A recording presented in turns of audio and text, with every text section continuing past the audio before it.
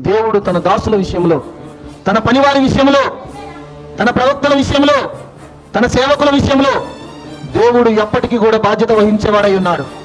ఆయన చెప్పాడు, నిన్ను ముట్టినవాడు నా కనుగుడ్డును ముట్టుచున్నాడు. యోహాను బట్టలు చర్మం, జంతు చర్మాలు. యోహాను తిండి మిడతలు. యోహాను ఆహారం తేనె. కానీ యోహాను చెప్తే ఆయన ప్రవక్త, సాదా సీదా ప్రవక్త కాదు ఆయన, సర్వశక్తి కలిగిన దేవుని ప్రవక్త ఆయన. యోహాను మీరు రండి, మారు మనసు పొందండి అంటే పొందాలి. ఆయన చెప్పేది దేవుని మాట. అవును కదా? నువ్వు ఏ బట్టలు వేసుకున్నావు? నీ జీవితం ఎంత లోపలుందో, ఎంత తక్కువగా ఉందో కాదు. నువ్వు దేవుని మనిషివా కాదా? ఏలియా అరణ్యము నుండి వచ్చినవాడు, సామాన్యుడే, ఒక్కడే. కానీ ఆకాశము నుండి అగ్నిని దింపినవాడాయన, వర్షాన్ని ఆపినవాడు. అవును కదా?